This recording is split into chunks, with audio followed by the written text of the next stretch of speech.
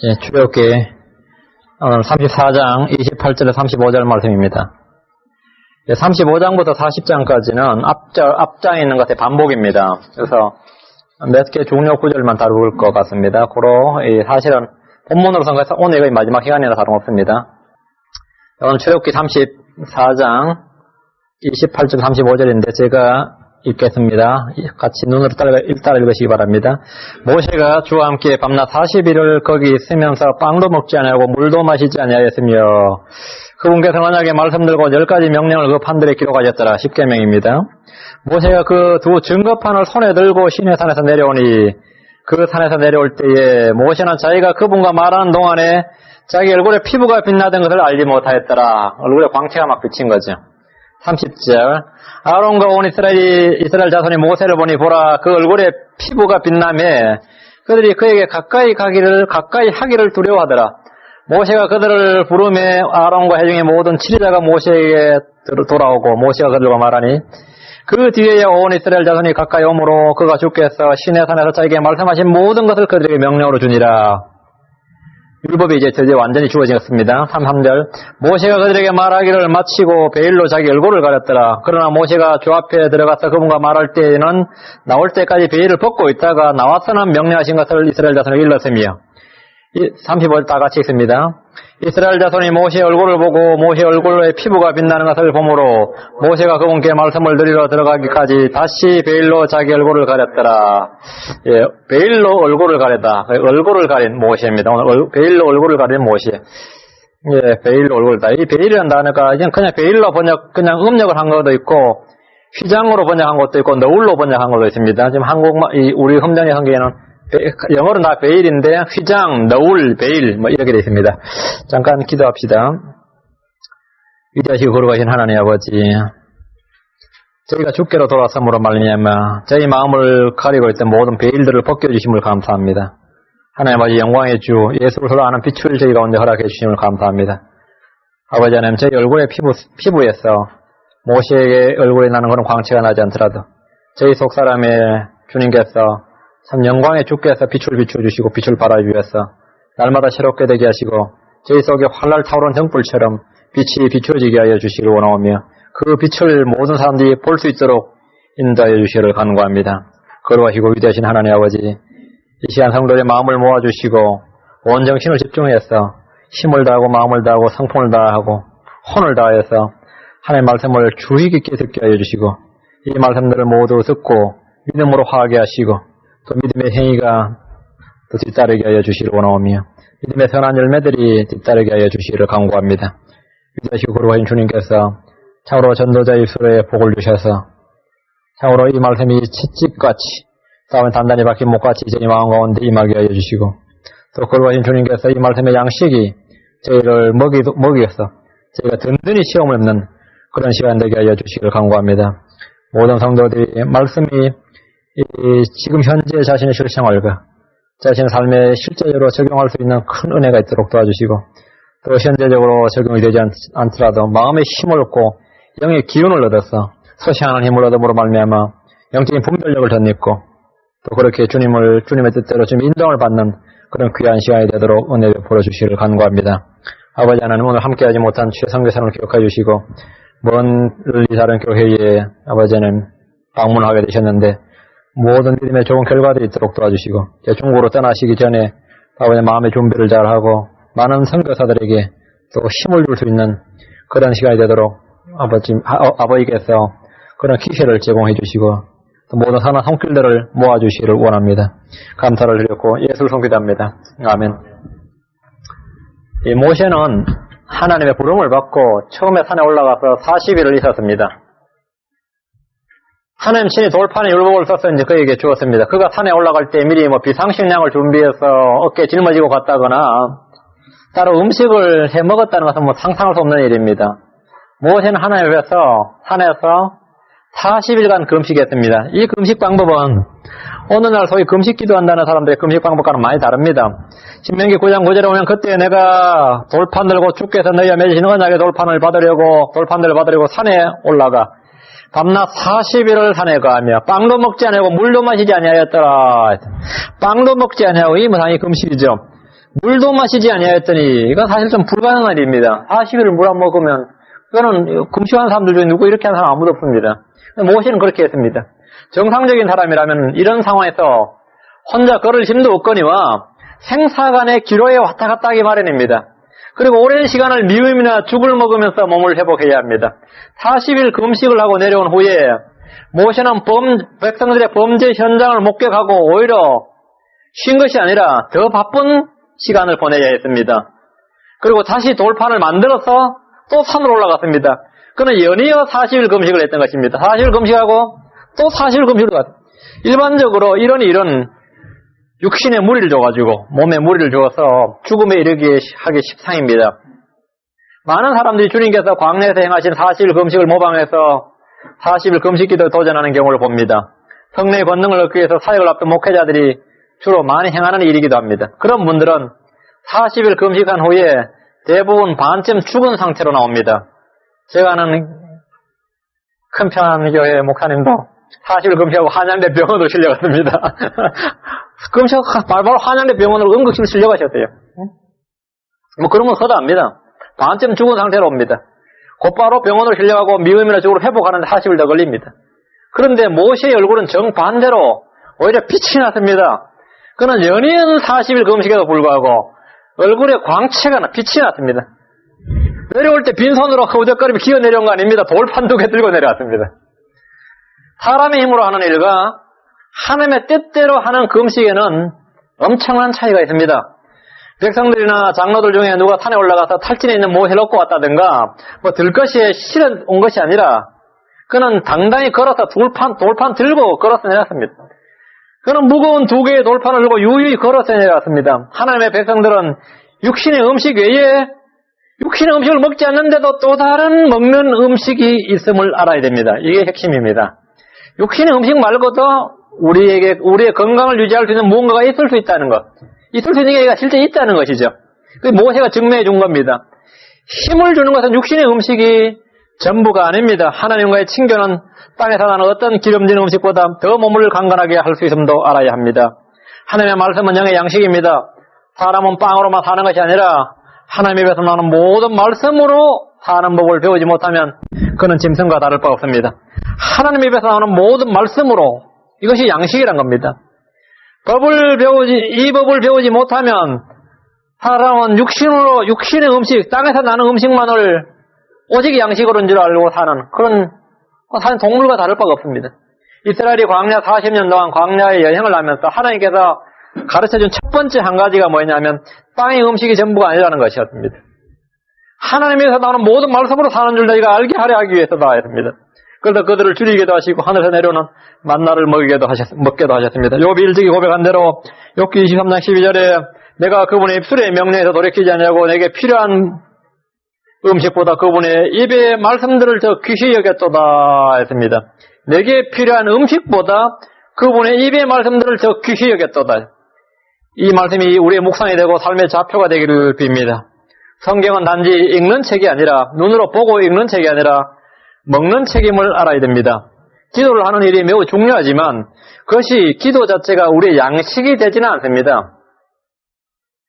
하나님의 말씀이 우리의 빵이고 음료고 고기고 우리의 우유고 뭐 버터고 이렇게 되지 기도 자체는 그런 고기가 되거나 먹는 빵이 되지는 않습니다. 우리는 이 성경을 읽어야 되는 이유가 나는 뭐 주로 기도만 많이 하지 성경 읽기 별로 안 합니다. 근데 그건 사실은 비정상입니다. 기도가 물론 굉장히 중요합니다. 기도는 뭐 엄청 중요하지만 그것이 우리의 영적 양식이 되지는 않습니다.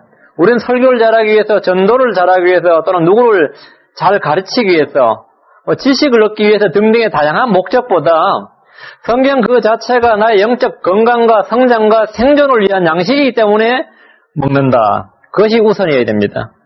그 이후에 뭐 전도를 잘하든지 뭐 설교를 잘하든지 성경을 잘 가르치든지 그건 그 다음 문제고 일단 제 첫째는 뭐냐? 성경을 내가 오늘 아침도 읽고 묵상하는 이유는 이것이 이 자체가 내가 오늘 먹어야 할 양식이기 때문이다.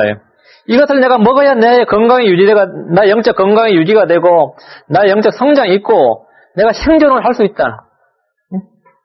이제 가장 기초적인 것으로 영적 양식이기 때문에 먹는다, 이거. 이렇게 하여서 내가 영적으로 건강하고 내가 성장을 하고 내가 자라나면 다른 일들을 원활하게 수행을 할 수가 있게 됩니다. 성경을 양식으로 음료로 먹고 마실 때 그런 놀라운 성장을 이룰 것입니다. 내가 먹어야지만, 내가 입술로 받아서 먹어야지만 내가 그것을 말할 수도 있고 그것을 드러낼 수 있고 힘으로 무언가를 드러낼 수가 있는 것입니다. 우리는 처음부터 어떤 목적을 가지고 성경을 읽기 전에 이것이 먼저 양식이다. 양식이다. 양식이다. 하나님의 일을 하는 것이 또 우리가 먹을 양식입니다. 우리가 육신의 음식 말고 또 음식이 뭐냐면 하나님의 일을 하는 것입니다. 주님은 제자들과 여행하는 도중에 줄이시고 갈증이 생기게 했습니다. 사마리아를 통과해서 가시겠다고 하셨는데 중간에 수가라는 성에서 도시에서 갈증이 생겨서 우물가에 앉으셨습니다. 그때는 몸도 줄이셨고 목도 갈증이 있었어요. 낮 12시였습니다. 그때 제자들은 이제 빨리 먹을 것을 구하러 마을로 다 내려갔습니다. 먹을 걸 구하러. 그 사이에 주님은 우물가에 온 사마리아 여인을 구원하셨습니다. 주님은 이것을 가지고 뭐라면 너희가 알지 못하는 양식이다 이렇게 말씀하셨습니다. 요한복음 4장 37절 34절에 그 사이에 그분의 제자들이 그분에게 간청하 이르되 선생님이여 잡수소서 하거늘 그분께서 그들에게 이르시되 내게는 너희가 알지 못하는 먹을 양식이 있느니라 하시니 그러므로 제자들이 서로 이르되 누가 잡수실 것을 갖다 드렸는가? 주님 혼자 6%라도 먹고 계시는가 이렇게 생각한 거죠. 응? 하면 예수님께서 그들에게 이르시되 내 양식은 나를 보내신 분의 뜻을 행하며 그분의 일을 끝마치는 것이니라 했습니다. 내 양식은 나를 보내신 분의 뜻을 행하며 그분의 일을 끝마치는 것이니라. 이런 양식을 먹어본 적이 있습니까? 성도들이 영적 양식을 먹는 일을 게을리함으로써 허약 체질이 되고 병에 걸리고 쓰러지는 것을 자주 봅니다. 날마다 일정량의 말씀을 곁에 두고 읽음으로써 또 그것을 묵상함으로써 영의 양식을 부지런히 공급하시기 바랍니다. 하나님의 일을 넘치도록 하는 일은 몸을 피곤하게 하는 것이 아니라 나의 영을 더욱더 새롭게 하고 나의 기분을 새롭게 하고 상쾌하게 하며 내 속사람을 더욱더 새롭게 합니다. 새 힘을 얻습니다. 일을 하면 할수록 힘들고 지치고 바닥이 나는 것이 아니라 계속해서 솟아나는 새 힘을 얻게 됩니다. 세상의 일이나 육신의 일은 몸을 지치게 하고 영을 곤비하게 하지만 주 안에서 행하는 주님의 일, 하나님의 일은 하면 할수록 새 힘이 솟아납니다. 하나님의 일이 그 사람에게 양식이기 때문입니다. 주님께서 내 양식은 나를 보내신 분의 뜻을 행하며 그분의 일을 끝마치는 것이니라. 이것이 바로 주님의 양식입니다. 이것이 바로 그 주님께서 갈증과 목마름과 갈증과 배고픔 줄임에서 해결함을 받으신 일이었습니다. 모세가 2번에 걸쳐서 40일 금식을 했지만 건강에 아무런 이상이 없었고 오히려 강건했던 것은 이런 이유 때문입니다. 바로 이런 이유 때문에 그가 금식을 했지만 기어서 내려오지 않았던 겁니다. 좋은 음식만이 우리 몸을 건강하게 하는 것이 아닙니다. 다니엘과 세 친구는 몸을 튼튼하게 하는 것이 음식이 아니라 주의 뜻대로 사는 것임을 몸소 증명해 보였습니다.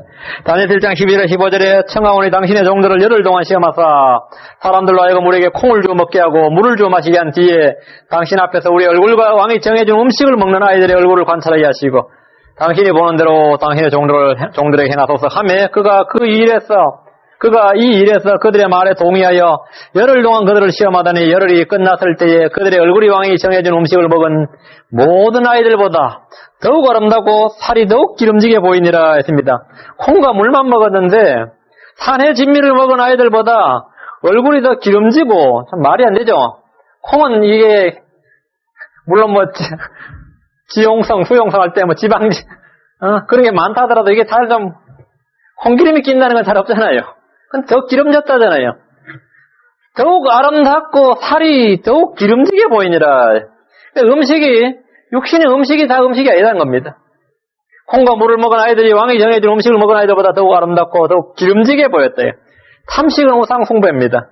그러나 하나님의 뜻대로 행하고 이 절제하는 것, 자신의 몸을 절제하는 것은 탐식하는 것보다 훨씬 더 몸의 강건함을 유지하는 길입니다. 28절 말씀입니다. 모세가 주와 함께 밤낮 40일을 거기 있으면서도 빵도 먹지 아니하고 물도 마시지 아니하였으며 그분께서는 언약의 말씀들 곧 10가지 명령을 그 판들에 기록하셨더라 했습니다. 하나님은 모세에게 들고 오게 하신 돌판에다 친히 십계명을 기록해 주셨습니다. 이전과 내용이 달라졌다든가 첨가되었다든가 빠졌다든가 그런 건 없습니다. 내용은 이전 돌판과 동일합니다. 처음 돌판은 백성들의 배교로 땅에 떨어지고 깨어졌지만 이번에 주님께서 기록한 이 두 번째 돌파는 언약궤 안으로 들어가서 보관되었습니다. 전에 모세는 산에서 내려올 때 그의 얼굴에 분노로 가득 차 있었습니다. 얼굴에 광채가 나갔던 것이 아니라 분노로 가득 차 있었습니다. 그러나 이번에는 광채로 가득 차 있었습니다. 이전에 백성들은 우상을 만들어 춤을 추고 있었지만 이제는 겸손하게 주의 종 모세를 기다리며 그 율법을 받아들였습니다. 우리는 여기서 성경 일반적인 진리 중에 하나인 첫 번째 것을 폐하시고 두 번째 것을 세우시는 후자 선택의 법칙이라고 합니다. 후자 선택. 둘째 것, 둘째 선택이 둘째 선택. 가인이 아니라 아벨을 택함을 받고 이스마엘이 아니라 이삭, 에서가 아니라 야곱. 언제나 하나님은 첫째가 아니라 둘째입니다. 성경은 첫째가 아니라 둘째입니다. 첫째 것을 폐하시고 둘째 것을 세우신다. 첫 사람 아담을 폐하시고 두 번째 아담 예수 그리스도. 이는 왜 그렇게 하시냐면 육신에서 난 것, 그 본성에서 난 것, 그래. 육신에서 난 것은 반드시 한번 심판을 받아 죽고 반드시 죽고 새롭게 되어야 함을 가르쳐 주시기 위한 것입니다. 그러니까 첫 번째 난 것은 반드시 죽음을 통과해서 새롭게 나라는 겁니다. 새롭게 나라. 그래서 첫 번째 것을 폐하시고 두 번째 것을 세우시는 것입니다. 29절입니다. 모세가 그 두 증거판을 손에 들고 시내산에서 내려오니 그 산에서 내려올 때는 모세가 자기가 그분과 말하는 동안에 자기 얼굴에 피부가 빛나던 것을 알지 못하였더라 했습니다. 뭐 얼굴이 뜨뜻해졌다든가, 응? 요즘 뭐 로션을 바르지 않았는데도 요즘 얼굴이 막 너무너무 좋다, 살만 난다 그러지 않아도 자기는 몰랐다는 겁니다. 이게 아주 중요한 겁니다. 자기는 몰랐어요. 하나님과의 깊은 친교, 사실관의 깊은 친교와 그분과 대화를 나누었습니다. 하나님의 말씀을 들었던 거죠. 대화를 나누다가 하나님의 말씀을 들었던 겁니다. 하나님의 말씀을 듣고 그분 앞에 있었습니다. 그 주의 얼굴의 광채를 받았는데 이 모세가 하나님과 얼굴을 마주며 친구처럼 대화했을 때 자신의 육신에 어떤 변화가 있다는 사실은 모세 자신은 전혀 알지 못했습니다. 이미 앞전에 살펴본 그대로 우리는 하나님과 교제를 하면서 하늘부터 뭘 얻을 때 우리 자신은 감지를 하지 못하는데 누가 먼저 감지를 하냐면 우리 주변에 있는 사람이 먼저 감지를 합니다. 네가 요즘 많이 달라진 것 같다. 사람이 요즘 좀 달라 보인다. 이런다는 것이죠. 그럼 난 똑같은데 왜 자꾸 사람들이 나한테 달라졌다고 이야기하는지 모르겠다. 이것이 원래 정상인데 은사주의 교회들이나 집회를 할 때 보면 자기가 달라졌다고 나 좀 달라졌어. 이번 집회도 내가 완전히 변해서 하면서 자기 입으로 다 떠들어 버립니다. 그럼 상대방이 나는 보는 사람이 전혀 그렇지 않는 것 같은데 그렇게 말해요. 뭔가 자신이 인지를 하면 뭔가 잘못된 겁니다. 자신이 인지를 못해야 돼요. 응? 자신이 인지를 못하는데 보통 은사도 그렇고 근데 자신도 나중에 스스로 알게 되지만 처음엔 보통 그렇습니다. 하여튼 모세는 하나님과 얼굴을 마주며 친구처럼 대화했는데 출애굽기 33장 11절에도 주께서 마치 사람이 자기 친구와 이야기하듯 모세의 얼굴을 마주 대하여 말씀하시니라 했습니다. 모세는 주님과 대화를 나누었습니다. 구약에 많은 대언자들이 있었지만 그들이 주님과 모세처럼 이런 식으로 대화를 나눈 적은 없습니다. 주의 천사가 아니라 하나님과 친구처럼 얼굴을 맞대고 대화한 대언자는 모세가 유일했습니다. 신명기 34장 10절에 그 뒤에는 이스라엘 가운데 모세와 같은 대언자가 일어나지 아니하였나니 이 모세는 주께서 얼굴을 마주 대하여 하시던 자요 했습니다. 그러니까 모세와 같은 대언자가 일어나지 아니하였다 이랬죠. 모세는 그런데 한마디 예언을 했는데 이게 뭐냐면 자신과 같은 대언자 하나가 이스라엘에 일어날 것이다 이렇게 말합니다. 그건 이사야나 에스겔이나 이런 사람 아니죠. 다니엘이 이런 사람 아닙니다. 왜? 한 명이라 한 명. 자신과 같은 대언자 하나가 이스라엘에게 일어날 것이라고 했는데 그분이 예수 그리스도입니다. 예수 그리스도입니다. 하나님과 대면했던 모세의 얼굴에는 빛이 났습니다. 근데 얼굴에만 빛이 났어요. 뭐 모세 옷에도 빛이 났다든가 뭐 발에도 빛이 났다든가 그런 건 아닙니다. 모세의 얼굴에 빛이 났습니다. 그러나 모세는 그 사실을 알지 못했습니다. 근데 후에 주님께서 제자들 셋을 데리고 변화산에 올라가셔서 하나님의 영광을 접하셨을 때 주님은 얼굴에만 변화가 있었던 것이 아니라 옷까지도 변화가 있었습니다. 옷까지 하얘진, 그죠? 옷까지 모두 다 변해버리셨습니다. 비교를 해보십시오. 마태복음 17장 2절에 그들 앞에서 모습이 변화서 얼굴이 해같이 빛나고 예수의 얼굴도 물론 빛나고 옷이 빛같이 희게 되었더라 했습니다. 이 차이가 뭐냐면 모세는 영광의 광채를 받아서 이 투영된 반사 정도 그런 것이었다면 주님은 그 자신이 하나님이셨기 때문에 그 속에 하나님이 계셨기 때문에 하나님 다시 본체이기 때문에 이거는 뭐 비교 자체가 불가능한데 빛 자체이셨기 때문에 그래서 옷이 빛같이 완전 빛처럼 보이던 겁니다. 주님 얼굴이 빛나는 정도가 아니라 얼굴이 해같이 빛나고, 빛이 나는 정도가 아니라 얼굴이 해같이 빛나고 이렇게 말씀합니다.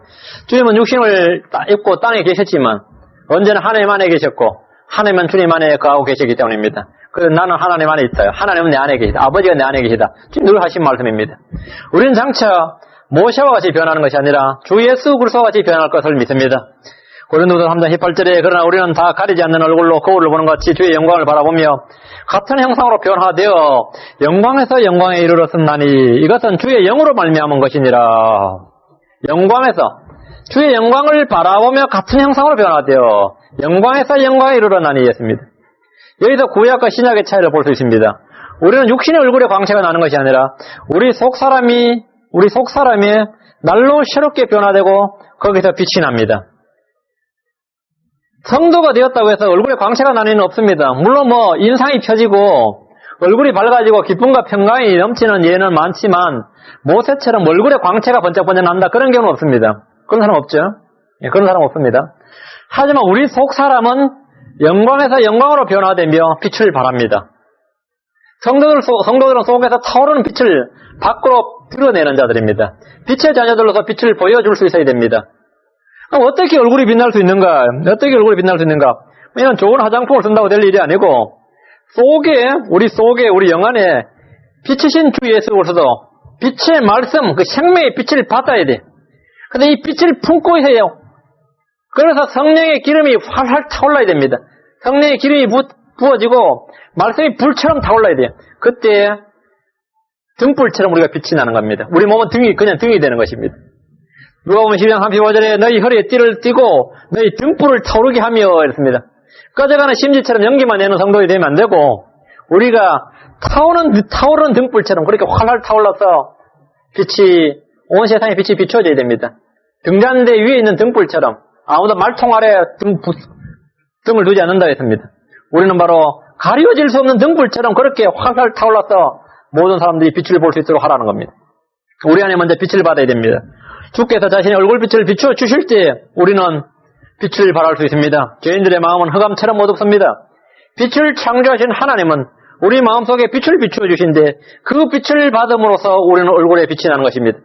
고린도서 4장 6절에 이는 빛에게 명령하사 어둠 속에서 빛을 비추게 하신 하나님께서 우리 마음에 빛을 비추사 예수 그리스도의 얼굴에 있는 하나님의 영광을 아는 빛을 주셨기 때문이니라. 이 빛을 받은 사람은 얼굴에 빛이 납니다. 에베소 5장 14절에 그러므로 그분께서 이르시기를 너 잠자는 자여 깨어서 죽은 자들로부터 일어나라. 그리스도께서 내게 빛을 주시리라 하시느니라 했습니다. 죽은 자들로부터 일어나라. 깨어서 죽은 자들로부터 일어나라. 그리스도께서 내게 빛을 주시리라. 두 번째는 말씀의 주의를 기울인 것입니다. 말씀의 주의를 기울인 겁니다. 말씀은 빛입니다. 성경을 읽는 것은 어두운 곳에 빛을 대해야 됩니다. 그 빛을 대하듯이 하면 그 사람도 빛처럼 빛이 납니다. 베드로서 1장 19절에 또 우리에게 더 확실한 대언의 말씀도 있으니 너희 마음속에서 날이 새어 샛별이 떠오를 때까지 너희가 어두운 곳에서 비치는 빛을 대하듯 이 말씀에 주의를 기울이는 것이 잘하는 것이니라 했습니다. 말씀의 빛이 우리 속에 비추어질 때 영은 환하게 밝아집니다. 그 환하게 밝아진 빛이 다른 사람들에도 환하게 비추어지는 것입니다. 셋째는 지혜입니다. 지혜가 우리의 얼굴빛을 빛나게 합니다. 전도서 8장 1절에 누가 지혜로운 사람과 같으냐? 누가 사물에 대한 해석을 아느냐? 사람의 지혜는 그의 얼굴을 빛나게 하나니 그의 얼굴의 뻔뻔함이 변하리라. 사람의 지혜는 그의 얼굴을 빛나게 하나니 하나님의 지혜이신 예수 그리스도는 우리의 속을 구석구석 환하게 비춰주십니다. 빛들의 아버지신 하나님께서 구하는 자에게 지혜를 주신다고 하셨습니다. 이 지혜가 그의 얼굴을 빛나게 합니다. 하나님의 뜻을 분별할 수 있는 지혜, 시험을 이기고 악을 피하는 지혜, 바로 그런 지혜를 하나님이 주신다는 것입니다. 그 지혜가 우리 속에 들어올 때 그 사람의 얼굴을 빛나게 하나니 했습니다. 빛나게 하나니. 우리가 주로 주님께 성령의 지혜를 구하고 말씀의 지혜를 구하고 주님 하늘로부터 지혜를 구한다 할 때 그 지혜를 받아서 시험을 합격하고 장사를 잘하고 돈을 잘 벌고 그런 생각을 하실 수 있는데 그런 지혜가 아니고 하나님께서 일단 처음에 말한 지혜하면 악을 피하는 지혜를 말합니다. 시험을 견디는 지혜, 하나님의 뜻을 분별하는 지혜, 마귀의 관계와 계계를 깨뚫는 지혜, 그런 것이 주로 성경이 말한 1차적인 지혜입니다. 그런 영적인 지혜를 말합니다. 근데 그런 지혜가 내 안에 들어오면 그걸 이제 영감이 내게 주어지는 거죠. 영감이 주어졌다, 아니면 또는 조명이 내게 임했다, 여러 가지 표현하지만 그런 지혜가 주어지면 그 사람의 그 지혜가 그의 얼굴을 빛나게 하나니 했습니다. 우리는 어르신님께 이런 지혜를 주시도록, 하나님께 지혜를 주시도록 기도해야 됩니다. 제가 얼마 전에 신방을 가서, 신방을 하길래, 우리 교회에 신방하기는 좀 그렇고, 얘기했는데, 한 가지를 깨우친 게 있다고 그래요. 그래서 근데 감정이죠. 나 지혜만 받으면 다 되겠구나 하는 걸 깨우쳤다. 이렇게 말씀합니다. 그래서 참 좋은 감정인데, 그래서 그 지혜를 어떻게 이해하고 있었냐면, 지혜만 받으면 그 지혜로 이렇게 장사도 잘 돼 있고, 이런 쪽으로 쭉 나가더라고요. 내가, 그분은 약간 오해를 하시고 계시는구나. 물론 그럴 수도 있습니다.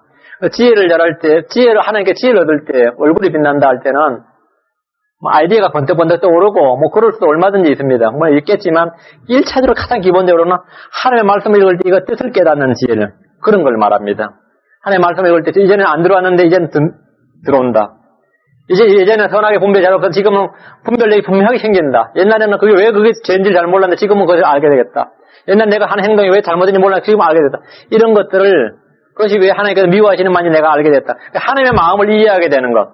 하나님의 뜻을 이해하게 되는 것. 이런 지혜입니다. 성도들이 가져야 될 가장 중요한 지혜가 바로 이것입니다. 하나님은 이 지혜를 우리에게 주신다. 그래서 내가 지혜가 없거든, 지혜가 부족하든 구하라 할 때 그 지혜는 바로 그런 것입니다. 바로 그런 지혜를 말합니다. 넷째는 성령입니다. 성령. 시편 104편 15절에 사람의 마음을 즐겁게 하는 포도즙과 사람의 얼굴을 빛나게 하는 기름과 사람의 심장을 튼튼하게 하는, 심장을 강하게 하는 빵이 나게 하셨다 하랬는데, 기름이 사람의 얼굴을 빛나게 함과 같이 이랬거든요. 기름이 사람의 얼굴을 빛나게 한다 그러는데, 우리가 보통 기름하면 사람의 얼굴에 기름기가 잘 끼인다 그래요. 기름이 사람의 얼굴을 빛나게 함과 같이 성도의 마음속에 있는 성령은 우리의 얼굴을 빛나게 하며 모든 사람으로 하여금 그리스도의 서신을 읽을 수 있도록 빛을 비추어 주십니다. 성경만이 그리스도의 서신입니다. 그런데 우리가 하나님께서 성경 외에 이렇게 종이에다가 이렇게 두루마리에다 기록한 이 성경 외에 하나님이 친히 주의 영으로 기록한 서신이 또 있습니다. 이거는 사도 바울이 보낸 서신도 아니고 베드로가 보낸 서신도 아니에요. 그러니까 성경 종이에만 기록된 성경 외에 또 하나의 하나님의 그리스도의 서신이 있는데 그것이 바로 성도들입니다. 성도들이 바로 그리스도의 서신이요. 사람들은 책으로 된 성경을 읽기 전에 영으로 쓰인, 하나님의 영으로 쓰인 그리스도의 서신의 성도들을 먼저 읽게 됩니다. 그래서 고린도서 3장 2절 3절에 보면 너희는 우리의 서신이니 우리의 마음에 쓰여있고 모든 사람이 알고 읽는 바라. 너희가 서신이고 사람들은 우리를 읽는다는 겁니다. 모든 사람이 뭐라고요? 알고 읽는 바라. 최소 뭐라고 하냐면 저 사람은 그리스도인이다 이렇게 안다는 거죠. 그렇게 알고 저 사람을 통해서 그 사람을 통해서 뭘 읽냐? 그리스도를 읽는 겁니다. 너희는 우리의 사역을 통하여 분명히 드러난 그리스도의 서신이니 이것은 잉크로 쓴 것이 아니요. 잉크로 쓴 것은 이 성경입니다. 우리가 하나님 바로 이 인쇄를 낸 이 종이에서는 이 성경입니다. 그러니까 너희는 그리스도의 서신이니 이것은 잉크로 쓴 것이 아니요. 살아계신 하나님의 영으로 쓴 것이며 돌판에 쓴 것이 아니요. 육체의 마음판에 쓴 것이니라 했습니다. 육체의 마음판에 쓴 것입니다. 고로 성도들은 하나님의 영으로 쓰여진 그리스도의 서신이다 이거예요. 그러니까 사도 바울의 서신이 있는데 성도들도 다 사도 바울의 서신이고 다 베드로 서신이고 야고보 서신이고 서신이다 이거예요. 그 사람들 모두 그 성도들을 읽고 알고 읽는 바니라. 알고 읽는 바니라. 때가 너무 많이 끼어서 글자가 보이질 않아요. 너무 죄의 연루가 돼서 이 글자가 희미해져서 보이질 않고 그래서 우리는 달려가면서 읽을 수 있을 만큼 그렇게 뚜렷하게 그리스도인으로 양각처럼 뛰쳐 밖으로 튀어나와야 된다는 겁니다. 그런 성도들, 그 그리스도의 서신으로서의 성도가 되어야 된다는 거예요. 우리는 모두 다 그리스도의 서신으로 우리가 그리스도께서 쓰시는 편지라는 거예요. 성도들의 편지라는 겁니다. 그래서 성령께서 빛을 비춰 주실 때 바로 얼굴에 빛이 나는데 그 빛이 뭐냐면 우리 어두운 곳에 있더라 빛이 있는 곳에 있는 흐려진 글자를 볼 수 있습니다. 그렇죠? 전광판을 설치하는 게 다른 게 아니란 말이죠. 바로 우리가 바로 성령의 불빛으로 빛으로 말미암아 전광판처럼 되어서 누구들이 딱 보면 글자가 보여야 된다 이 말입니다. 아 그리스도인이다, 하나님의 사람이다, 예수쟁이다, 뭐가 보여야 된다. 그것이 바로 그리스도의 서신이다 이 말입니다. 그래서 우리를 통해서 예수를 알게 되라는 겁니다. 구약의 모세가 얼굴이 빛났던 것처럼 신약에도 그런 사람이 하나 있습니다. 스데반이 그렇습니다. 스데반의 얼굴이 그랬습니다. 사도행전 6장 15절에 광공회 안에 앉은 모든 사람들이 스데반을 똑바로 바라보니 그의 얼굴이 마치 천사의 얼굴 같더라 합니다. 왜 스데반이 지금 공회 안에 와 있느냐 하면 붙들려 와 있는 겁니다. 지금 거짓 비난과 고소를 받아서 지금 공회 안에 재판받으러 와 있어요. 근데 사람들이 공회 안에 이제 딱 앉은 데서 재판하려고 스데반을 딱 나왔는데 스데반을 딱 보니까 똑같은 것이 천사를 어떻게 알았냐면 빛으로 알았다고요. 마리아가 가브리엘을 안다든지 성전에서 사가랴가 안 것도 다 보통 사람들 낮에는 빛이 났기 때문에 이게 천사인 줄 안 거죠. 근데 그런데 스데반이 바로 뭐냐, 마치 그의 얼굴이 마치 천사 얼굴 같더라며 빛이 번쩍번쩍 났던 겁니다. 모시와 비슷해요. 스데반은 지혜와 성령으로 충만한 사람 이렇게 나옵니다. 사람들이 그를 공회로 잡았지만 그의 얼굴에는 두려움이나 피곤한 기색이나 짜증이 아니라 마치 천사 얼굴 같더라 이랬습니다. 여기서 주목할 점은 모세는 자신의 얼굴에 빛이 난 줄을 전혀 몰랐다는 점입니다. 남들이 알았습니다. 성례 열매 그릇의 향기 빛빛 주임은 모두 이와 같습니다. 자기로 충만한 바리새인들은 자신이 무엇인가를 드러내려고 하지만 주님과 깊은 친교를 나눈 성도들은 자연스럽게 주의 영광이 그 속에서 그의 행실로 그의 말로 이렇게 자연스럽게 드러나기 때문에 사람들이 먼저 그것을 알아보게 됩니다. 마태복음 5장 15절 16절에 또 사람들이 등잔불을 켜서 통 밑에 두지 않냐고 등잔대 위에 두나니 그러므로 집안 모든 사람에게 빛을 비추느니라. 이와 같이 등잔대와 등잔불과 같이 말이에요. 모든 사람에게 빛을 비추는 것 같이 너희 빛을 너희도 등불이다. 너희도 등잔불이다. 너희 빛을 사람들 앞에 비추어 그들로 하여금 너희 선한 행위를 보고 하늘에 계신 너희 아버지께 영광을 돌리게 하라. 너희 빛을 하나님께서 우리에게 비추어 주신 빛을 우리는 모세와 같이 스데반과 같이 그렇게 비추는데 사실 육신의 얼굴 빛이 아니라도 얼마든지 우리가 그릇을 신어서 빛을 비춰줄 수 있습니다. 30절입니다. 아론과 온 이스라엘 자손이 모세를 보니 보라 그 얼굴에 피부가 빛나매 그들이 그에게 가까이 하기를 두려워하더라 했습니다. 하나님과 깊은 교제를 나누었던 사람들은 하나님의 영광을 아는 빛을 비추는 사람들이 됩니다. 그들은 일상적으로 자연스럽게 행동하지만 그들을 보는 사람은 그에게 뭔가 특이한 점을 발견합니다. 모세의 얼굴이 빛났듯이 모든 성도들은 그의 말과 행동에서 그의 속가 드러나기 마련입니다. 베드로와 요한을 보십시오. 사도행전 4장 13절에 이제 그들이 베드로와 요한의 담대함을 보고 그들이 본래 학문 없는 무식한 사람들인 줄 알았으므로 이상히 여기며 또 그들이 전에 예수님과 함께 있던 줄도 알게 되고 사람들은 베드로와 요한의 담대함과 지혜와 증거의 능력이 주와 함께 있었기 때문을 알게 되었습니다. 그들이 배워서 된 것이 아니라는 걸 알았어요. 그들은 학문을 배워서 된 것이 아니라 뭐라고요? 주와 함께 있었기 때문에 저렇게 됐다는 걸 알게 됐다는 거예요. 그것이 바로 빛비추임입니다. 저 사람 본래 저런 사람이 아니었는데 어떻게 교회를 다닌 때부터 저렇게 바뀌었다. 제가 전에 다니던 교회에서 어떤 노인분 있죠. 그래서 제가 그냥 형제님하고 부르기엔 좀 어른이었어요. 형제님하고 부르기엔 너무 어른이어서 그냥 아버님하고 불렀어요. 아버님하고는 어떻게 교회에 나오시게 됐는데 자기 이 교회 그렇게 마음에 들지 않는답니다. 그런데 한 번도 안 빠지고 나오셨어요. 그래서 내가 마음이 별로 안 드시는데 그걸 잘 나오신다 했더니만 자기 아들 때문에 나왔대요. 자기 아들이 어땠냐면 논팽이였답니다. 상당히 불순종하고 아버지 말하면 꼬박꼬박 대고 자랐는데 언제부터 그렇게 순종리고 애가 확 변했더라는 겁니다. 애가 자기가 자기 아들 봐도 애가 변했어요. 그냥 확 변했더랍니다. 근데 언제부터 변했나 보니까 킹잼성이 헐떡부터 변했더랍니다. 킹잼성이 헐떡부터.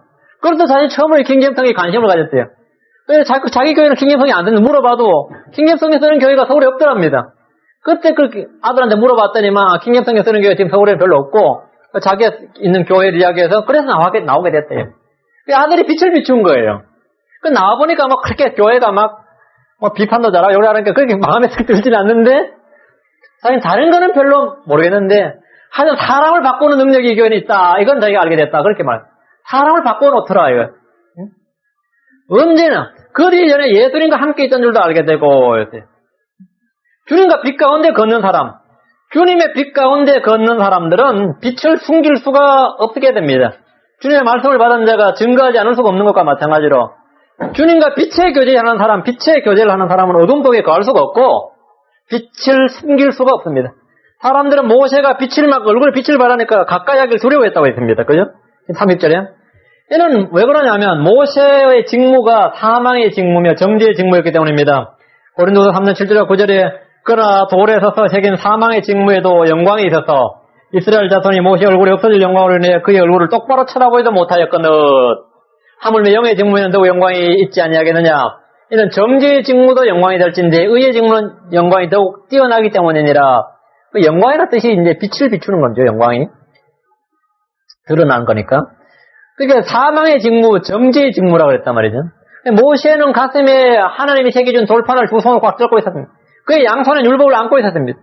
율법을 통해 비추이는 빛은 우리 속의 죄를 환히 드러내 보여줍니다. 모세 얼굴만 쳐다봐도 자기 속이 확 드러난 것 같아서 보기가 두려웠던 것입니다. 다른 이유 없습니다. 전에는 그냥 봐도 했는데 지금은 그 불꽃 같은 눈동자를 보는 듯하고 그 앞면을 보면 자기 밑바닥이 다 드러나 보이는 거예요. 자기 밑바닥이 다 드러나 보여요. 우리 율법을 통해 이 비추이는 이 빛은 우리 속의 죄를 환히 드러내 보여줍니다. 사람들은 그 빛 앞에 사는 것이 두렵기 때문에 가까이 나올 수가 없고 나아가기를 원치 않습니다. 율법이 들어오면 모든 소문죄가 다 드러납니다. 우리의 양심과 의식 깊은 곳에 있는 더러움이 다 드러납니다. 모세의 빛나는 얼굴, 그 눈을 마주 대할 때 자연스럽게 그들은 두렵고 위축이 되었던 것입니다. 장차 죄인들이 우리 주 예수 그리스도의 불꽃 같은 눈동자를 볼 때 어떻게 되겠습니까? 설 수가 없는 거, 그 앞에 설 수가 없는 겁니다. 그 빛에 설 수가 없어요. 그래서 우리가 상상에도 마음이 청결한 자는 하나님을 볼 것이요 했죠. 마음이 청결해 하나님을 보지 안 그러면 눈을 마주칠 수가 없다. 사람과 사람 사이에도 마음이 청결하지 않으면 눈 마주 못 칩니다. 그렇죠? 뭐 태연들이 갈 수 있겠지만, 그런데 하나님, 그 하나님만 얼굴에 광채 확 나고 얼굴은 빛 그 자체신데 그분 어떻게 마주 봅니까? 예, 마음이 깨끗해야 됩니다. 마음이 깨끗해야 돼요. 예수의 피로 완전히 씻음받고 성령과 중생과 성령이 새롭게 함으로 완전히 씻음받고 의의 옷을 입고 그리스도로 옷 입어야만 하나님과 얼굴을 마주 대할 수 있는 것입니다. 그 마음이 청결하냐 복이 있나니에요. 모세의 얼굴을 통해서 드러난 빛만 때에도 그걸로 사람들 두려웠는데 하나님의 영광의 광채는 감히 접할 수가 없었던 것입니다. 모세의 얼굴을 통해 드러난 빛은 비록 적기는 하지만 분명히 주의 영광의 빛이었고 거룩함과 공의를 드러내는 빛이었습니다. 사람들은 모세의 얼굴에서 나는 빛을 통해서 하나님의 거룩함과 공의로움을 보았습니다. 그 빛을 통해서 뭘 봤느냐면 모세를 본 것이 아니라 그 빛을 통해서 하나님의 거룩함과 공의로움을 보았대요. 속죄의 피가 비는 그 앞으로 도저히 나아올 수 없음을 본능적으로 알고 두려워하게 된 것입니다. 하나님의 빛은 접근할 수 없는 빛입니다. 그래서 두려운 겁니다. 디모전서 6장 16절에 그 오직 그분께만 죽지 아니함이 있고 그분은 아무도 접근하지 못할 빛에 거하시며 아무도 보지 못하였고 또 볼 수 없는 분이시니 그분께 존귀와 영존한 권능이 있기를 원하노라. 아멘. 아무도 접근하지 못할 빛에 거하시며 그러니까 예수의 빛이 이 하나님의 빛은 접근하지 못할 빛이에요. 오직 십자가의 피를 통해서 그리스도로 옷 입은 사람만이 그 빛에 나아갈 수 있습니다. 어린 양의 보혈 없이 주님의 빛을 보는 것은 축복이 아니라 저주며 생명이 아니라 사망입니다. 모세의 얼굴에 투영된 적은 빛에도 나아가기를 두려웠던 사람들을 보십시오. 그래서 우리에게 뭐가 필요하냐? 우리를 덮어줄 어린 양의 피, 우리를 가려줄 예수 그리스도의 의가 필요한 것입니다. 31절 32절입니다. 모세가 그들을 부르매 아론과 회중의 모든 지도자가 모세에게 돌아오고 모세가 그들과 말하니 그 뒤에 온 이스라엘 자손이 가까이 오므로 그가 주께서 시내산에서 자기에게 말씀하신 모든 것을 그들에게 명령으로 주니라. 모세는 자신이 산에서 들은 바 하나님의 모든 말씀을 그들에게 명령으로 주었습니다. 하나님의 율법이 백성들에게 수여되었습니다. 이들은 이제 율법 아래서 언약의 백성이 되었습니다. 우리는 왜 하나님께서 이들에게 율법을 주셨는지 여러 차례 살펴봤습니다. 지난 시간에 우리가 살펴봤죠. 33절입니다. 모세가 그들에게 말하기를 마치고 베일로 자기 얼굴을 가렸더라. 얼굴을 가렸더라. 일반적으로 하나님의 영광은 모든 사람이 볼 수 있도록 더욱 드러내야 됩니다. 그렇죠? 영광을 드러내야 되잖아요. 그런데 모세는 왜 하나님의 영광이 빛나는 그 얼굴을 가린 겁니까? 이는 사도 바울이 고린도후서 3장 13절에 밝혀두었습니다. 왜 얼굴을 가렸느냐? 모세가 이스라엘 자손들로 하여금 이미 사라진 것에 마지막을 똑바로 보지 못하게 하려고 자기 얼굴을 베일로 가린 것 같이 하지 아니하노라 이랬어요. 이미 사라진 것에 마지막을 똑바로 보지 못하게 하려고 이래서 여기 마지막이 the end이에요. the end. 영어로 보면 이게 좀 확실한데 이게 고린도 3장 13절에 the end of that which is abolished. 폐지된 것들의 끝. 폐지될 것들의 끝. 폐지될 것들의 끝. 모세가 가진 정죄의 직무, 사망의 직무, 이 율법은 폐지될 것들입니다. 이 끝을 주목하지 말라요. 여기 사라진 것의 마지막, 이 마지막 the end가 뭐냐? 이거는 로마서 10장 4절이에요. The end of that which is abolished 할 때 폐지된 것이 마지막, 폐지될 것이 마지막, 이거든, 폐지될 것이 마지막. 로마 10장 4절, 그리스도께서 모든 믿는 자에게 의가 되시기 위하여 율법의 끝마침이 되시느니라. The end of the law예요. 예수님께서 뭐라고요? The end of the law. 그게 폐지될 것의 마지막을 똑바로 보지 못하게 하라고 얼굴을 가렸는데, 이 마지막이 뭐예요? 예수 그리스도라 이거죠. 율법은 주 예수 그리스도로 인해서 완성이 되었어. 율법은 우리가 당연히 전부 다 마태복음 5장 18절로 율법은 주님께서 율법을 폐지하러 오신 것이 아니라 완성하러 왔다 이렇게 이해하잖아요.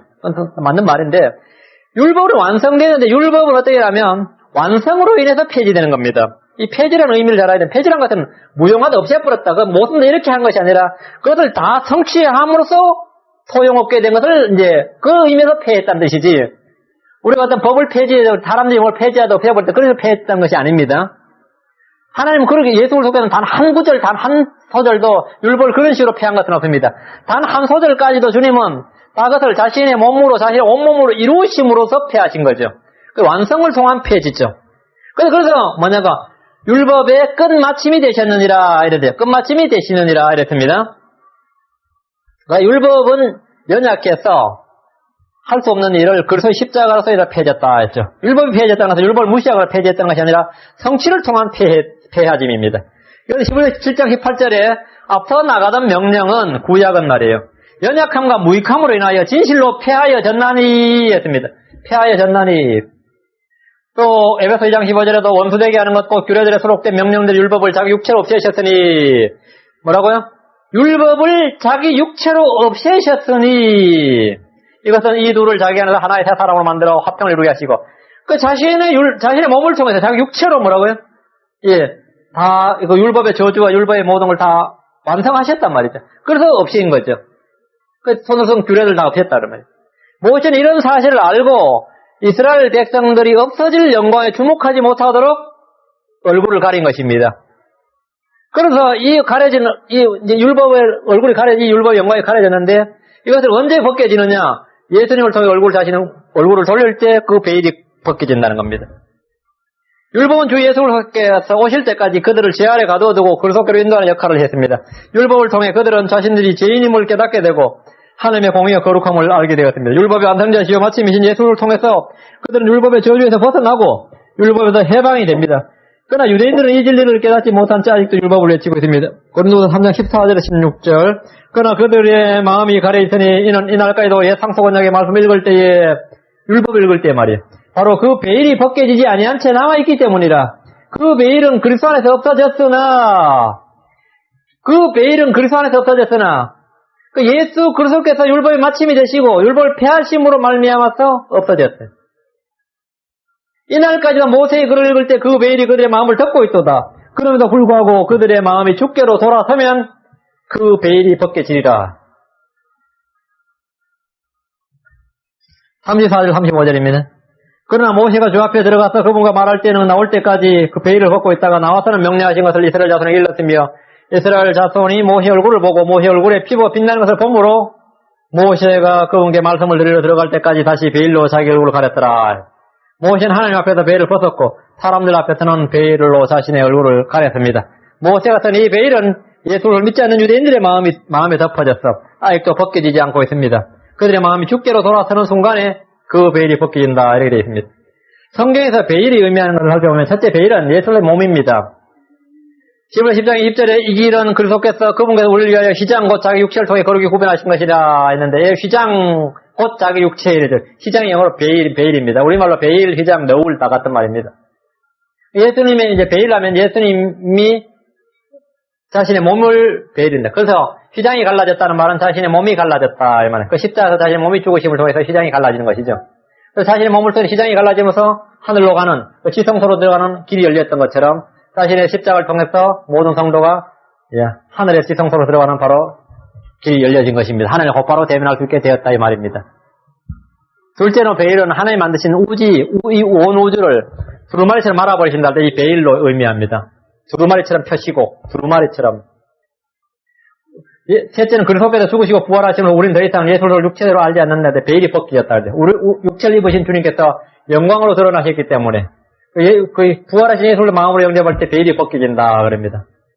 다음에 넷째로 베일을 쓰면 베일이 벗겨지면 영광이 드러난다 그랬고, 이 우주의 모든 베일, 모든 장막이 다 벗겨지면 하나님의 영광이 있는 그대로 드러나서 우리가 저 하늘에서 하나님을 얼굴과 얼굴을 맞대고 그 영광과 영광을 마주대하고 볼 수 있다 이렇게 되어 있습니다. 여기 정도 성경에서 사용되는 베일의 의미입니다. 오늘 여기까지 하겠습니다. 거의 7호기 장장에 얼마나 했냐면 116번이네요. 그래서 총 한 120번 하게 되는데 2년을 넘게 했습니다. 그동안 고생이 많았습니다. 오늘 여기까지로서 본문은 다 마치고 35장부터 40장까지는 출애굽기에 나타난 예수 그리스도 몇 가지 주제로만 딱 하겠습니다. 한 3번 정도 더 하고 마치겠습니다. 잠깐 기도하겠습니다. 위대하시고 거룩하신 하나님 아버지 은혜를 주셔서 감사합니다. 은혜 위에 은혜를 더하시고 참 긴 시간 동안 하나님께서 하나님의 말씀을 저희 가운데 허락해 주심을 감사합니다. 아버지 하나님께서 저희가 평생 동안 살아가는 모든 날 동안 말씀의 조명이 넘치게 해주시고 서로 베일에 가려진 것처럼 되지 않냐고 서로 늘 영광의 빛을 볼 수 있도록 은혜를 베풀어 주시며 주의 얼굴빛을 저희에게 비추어 주시기를 간절히 빌고 원합니다. 아버지 하나님 저희가 말씀을 통해 영의 양식을 먹게 하여 주시기를 간구합니다. 하나님 아버지 저희가 일시적으로 잠시 공부하고 마는 책이 아니라 평생을 통해서 늘 곁에 두고 읽고 그것을 묵상하고 서로 영의 양식으로 음료로 먹고 살 수 있도록 도와주시옵소서. 거룩하신 아버지 하나님 오늘 들은 바 모든 말씀이 성도의 마음 가운데 깊이 새겨지게 하시고 오래도록 간직되게 하여 주시옵소서. 감사드렸고 예수를 손기도합니다. 아멘.